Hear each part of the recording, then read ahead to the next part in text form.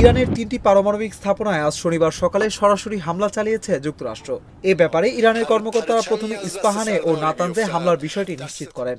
এর আগে ইরানের আধা সরকারি সংবাদ সংস্থা তাসনিম জানায় ফর্দো পারমাণবিক স্থাপনায় মার্কিন হামলা হয়েছে। কিছুক্ষণ আগে সরকারি সংবাদ সংস্থা ইরনা জানিয়েছে নাতানজে ও ইস্পাহানে পারমাণবিক স্থাপনায় হামলা হয়েছে।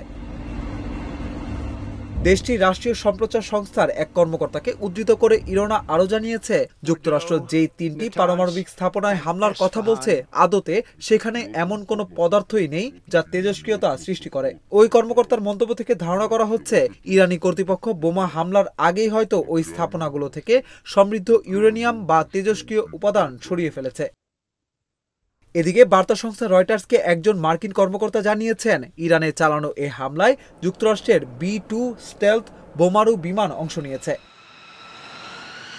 এর আগে মার্কিন প্রেসিডেন্ট ডোনাল্ড ট্রাম্প তার নিজের সামাজিক যোগাযোগ মাধ্যম প্ল্যাটফর্ম ট্রুথ সোশ্যালে দেওয়া এক পোস্টে নিজেই এই হামলার খবর জানান।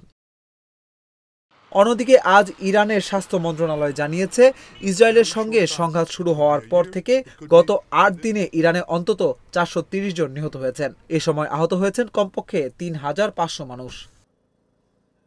তবে যুক্তরাষ্ট্র ভিত্তিক অধিকার সংগঠনের সংবাদ মাধ্যম human rights activist news agency বলেছে, ইরানে নিহতের সংখ্যা ৬৫৭ জন।